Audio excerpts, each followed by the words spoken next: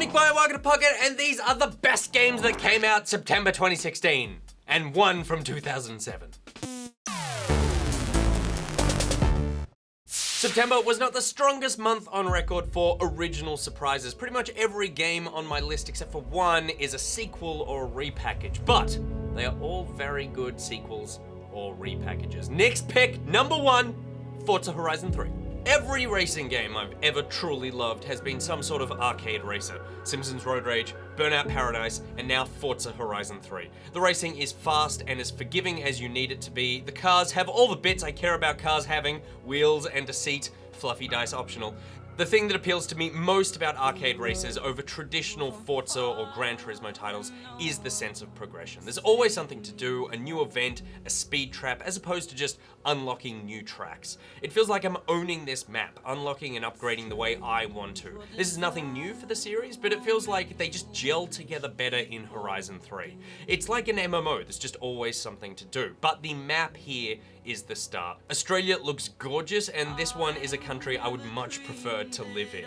A cheeky 4-minute drive from the beach to the outback, and the kind of wide open spaces off-road hammering deserves. And on an emotional level, who would have thought that I would be genuinely moved by the sight of red and yellow lidded garbage bins in a video game? Also, this game was the first real big test for Xbox Play Anywhere, and it works incredibly well. Even John was impressed enough to make an Xbox Live account. And John is impressed by nothing. Particularly anything console related. Pick this if you enjoy racing games, fanging it, and putting wood paneling on all of your cars. Avoid this if you're from New Zealand because you won't be able to bear how bloody gorgeous our country is. Moving on to number 2, FIFA 17. Come on, 2 sports games in my top games in 2 months? First Madden and now this? No one let me near NBA 2K17 or I might have to change my name to Brad Boy. But FIFA 17 is fun. I've dabbled in and out of FIFAs for years, but like Horizon, I need something to drag me through them. The journey from this year's FIFA 17 is that thing, and while it's not perfect, there's enough to this single-player story mode to keep me invested. Except for their terrifying freak eyes. Every character has a face so Botox they can't move it, and have been dragged around the place by their dead, joyless life peepers. The football is fun though, playing with friends is even better, and it's become my just 6 more games before bed game. Pick this if you enjoy the FIFAs, avoid this if the empty eyes of death haunt your dreams. Number 3, Batman the Telltale series. Part 2. So it looks like Batman's parents were into some shit. I won't spoil the game, except they took everything great about the first episode, interesting character interactions, creative changes to Batman's backstory and motivations, and slowly boiling tension, and they kicked it all up a notch. With Minecraft Story Mode, Telltale finally figured out how to release games on a monthly basis, and Batman is reaping what it sowed. Not too much time passes between releases for you to forget what happened, and what happened at the end of this one has some serious repercussions in the Bat universe. The Bativerse. The Batverse? And interestingly, at the end, if you make one choice over another, a character that some people will be, let's say, introduced to, won't appear in other people's games. So keen to see how all of that plays out at the end. Also, I suspect that Alfred is trying to kill me, and I love that. Pick this if you enjoyed the first Batman episode. Avoid this if you didn't play the first Batman episode, because this one's gonna spoil the crap out of it. Number 4, Battle Right. Not sure which side it's gonna be. I glazed over this one in our This Week in Games episode last week by saying, quote, Battle Right will let you shoot things in an arena. Nick, you catty little minx. It's more of an accessible 2v2 MOBA style brawler, and a good one at that. Everything's paired back and the games are over in about 90 seconds. It's a great toe in the water for the genre. It's the best parts of your best Dota games, repeated up to 5 times. Pick this if you're looking for short but deep fun. Avoid this if the words multiplayer and skill shot fill you with dread. Number 5, Bioshock the Collection. Bioshock is one of the greatest games ever made, and you know that because it still holds up.